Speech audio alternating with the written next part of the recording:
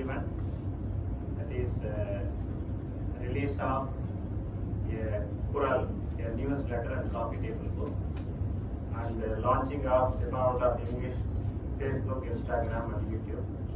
In fact, I don't know whether it is a coincidence or not, but yesterday I was discussing with our IGSC people to improve the perception about our university.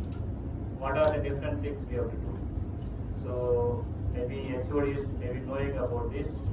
So I am taking now all the NIRF ranking related parameters. I am collecting the data.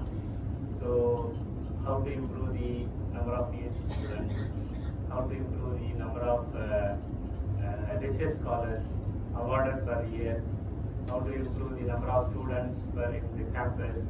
All those things affects our NIRF ranking. How many publications, research publications, these are all affects our the NIRF ranking.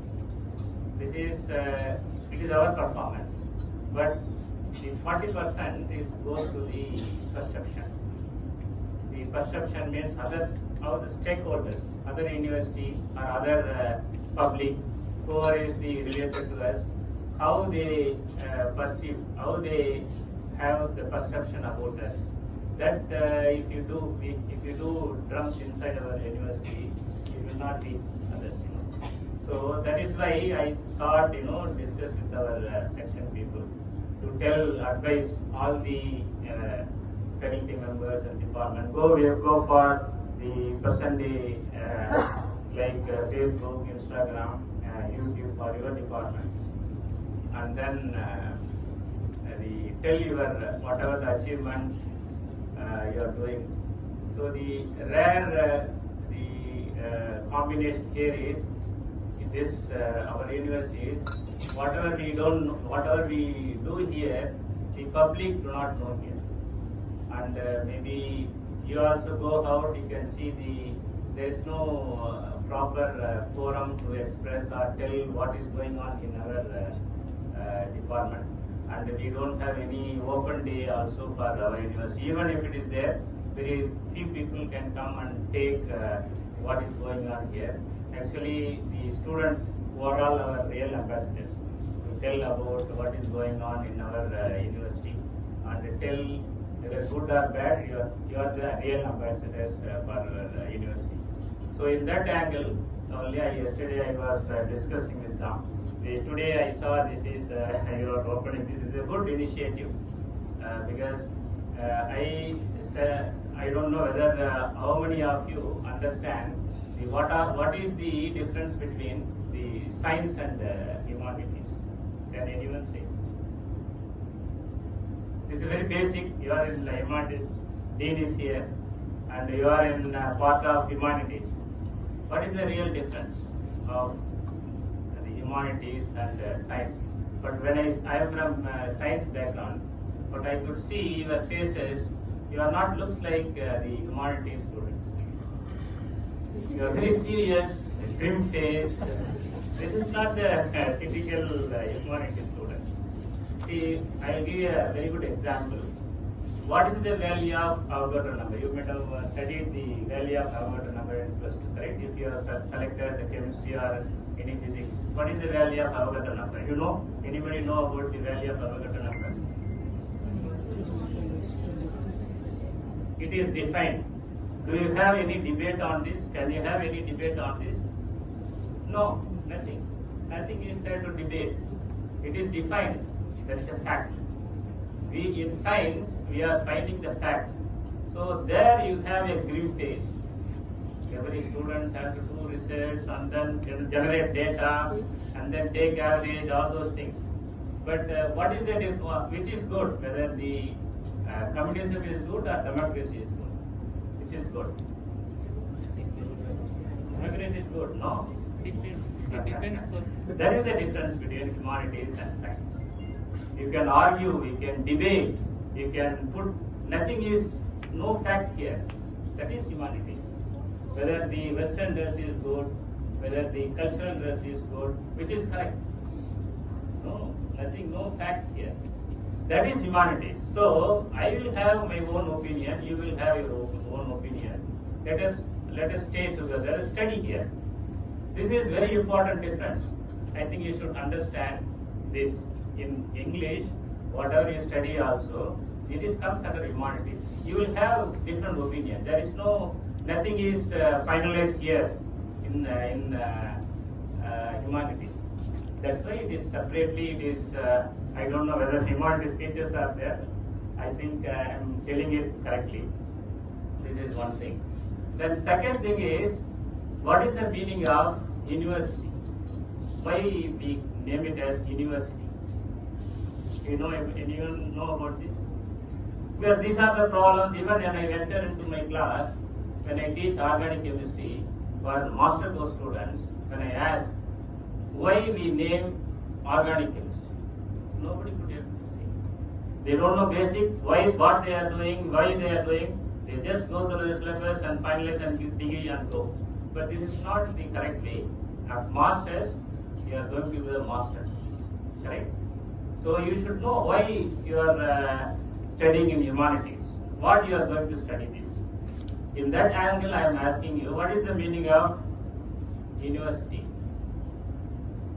Anyone can say, please. I will say that diversity is unified under a roof. Diversity is unified. To some extent, it is correct. See, here, even something which is not accepted society or somewhere you have defined rules, you can debate here. You can talk about this. So where you can say God doesn't exist, but others can say God exists, you can argue here.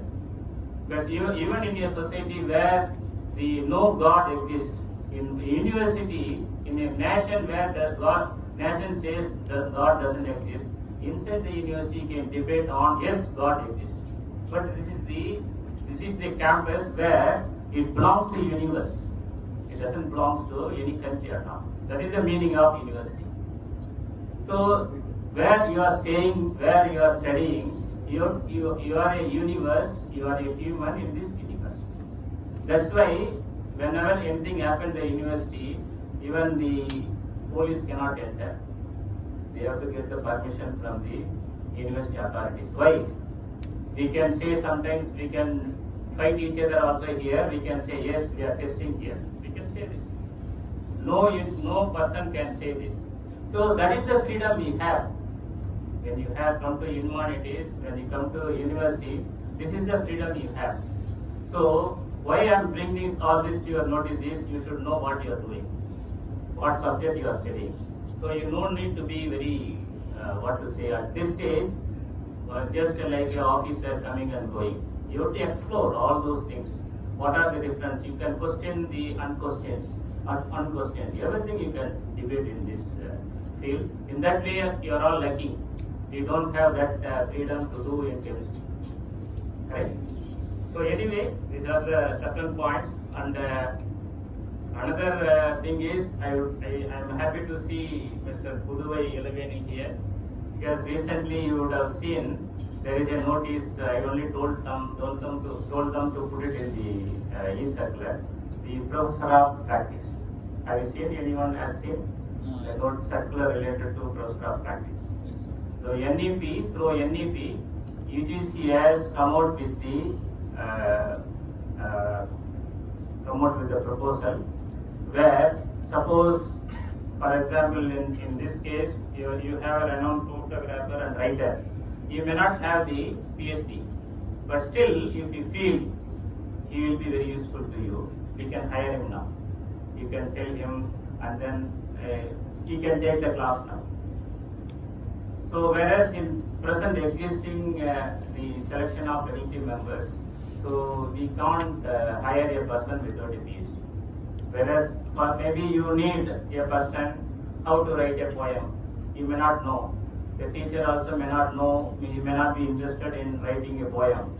But now you can hire a person who is very good in poems or story writing, where you can directly interact and see what makes him to go for this creativity. Maybe our teacher may not tell this, but you can really interact with them. So these are the advantages as per the NEP. So you can our dean and then HOD and then whereas our faculty members can propose this, and it is going to be introduced in our universities also. Anybody can, especially this field will be very useful. But in chemistry it may not be useful. Without PhD we cannot do research, nobody can do. Whereas in humanities and social science, you can invite anyone if you feel they are well versed, but still it is not the traditional PhD. And this is the one information I would like to share with you. Another information, just 2 days ago, there was an interaction about the MOU with Coursera. Anybody knows about Coursera platform? But now I came to know that I am also, I do not know about because in chemistry, we don't have any need of this Coursera platform. But I came to know that for English students and then the education or the Tamil students, you can have you can take the help of the Coursera and you can learn about the skills. For English students, you have to have their typical skills so that you can easily be employed. So these things are there. You can, I think the teachers from your department can think about this. And then now I came to know that especially the computer science students, they are taking many certification courses in Coursera, and then they are getting benefited out of this. So because of this, we are planning to go with the MOU with this. I came to know that if you want to do one course, approximately for computer course, I am telling, if you want to do this, roughly 30,000 or more you have to pay in Coursera to take any certificate course. They have more than 5,000 courses in this. It may not be fully for the English students, just I am telling, including all the subjects. So, but if we go for MOU, you can, students can take this course roughly from 6,000 to 8,000 rupees. So this is huge beneficial for you. So we are going to go with the MOU with this. I need input from our HOD and team. So how to go about this, all those things. These are some of the few information. So I know this is your time. So have a nice time. Thank you for inviting me, and thank you, Anna.